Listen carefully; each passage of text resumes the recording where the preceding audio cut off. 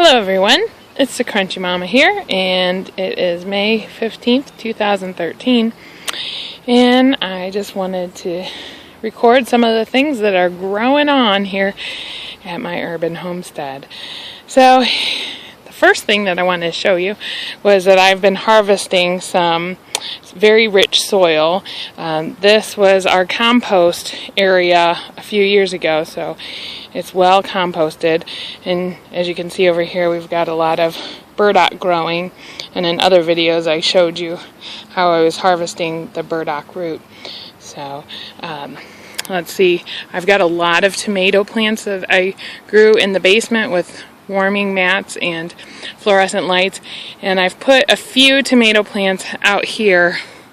You can see the tomato cage right there, and also there is one right there. So I'm going to I have so many plants, I need to find them different spaces than in my big garden. Here we have some of our raspberry vines, and you can see the poles and the string that I have running around them so that the raspberry canes can have some support. And here is a close-up of what they're looking like right now.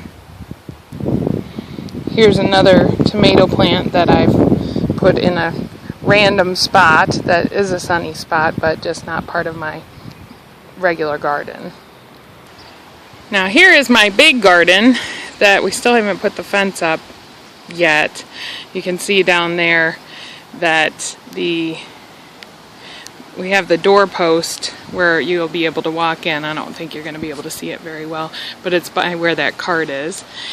And we've got some pear trees here, 3 that are still alive. We had planted 4, and 1 died. Here's my attempt at some hugelkultur. I just learned about this just a few days ago, and well, I put some sticks on the ground in a pile and then threw on some composted leaves. So I need to do some more work on that right now. And I still need to even learn more about hugelkultur. Now here, because the fence is not up yet, I was trying to protect my seedlings that I transplanted outside, but it is in the mid to upper 80s today, and oops, my plant looks stressed. So I took all the covers off of the ones I had covers on, so I need to give them some water pronto. Now here I have, I transplanted a basil plant because it was getting so large in my basement, and now that our cold snap has passed, it wants to be outside and loving that heat and sun. But I have it protected with a tomato cage because I have chickens that might try to scratch around it. So, oh, and it looks like something has already started nibbling on it. Man. So I might need to put up, well, I do need to put up some netting around it to protect it. And then this, you can't see it very well, but I had planted a sunchoke a few weeks ago. It's a wild edible. You can eat the tubers. So a friend of mine had given me some, and I planted them in various places around the property. And then here I have lining the fence of the chicken yard.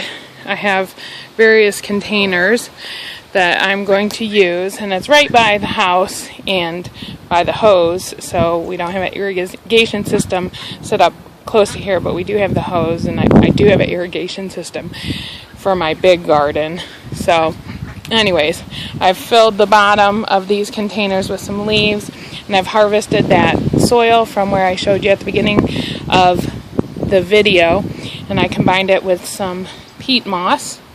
And here I have a 55-gallon food grade barrel, and we had cut it in half.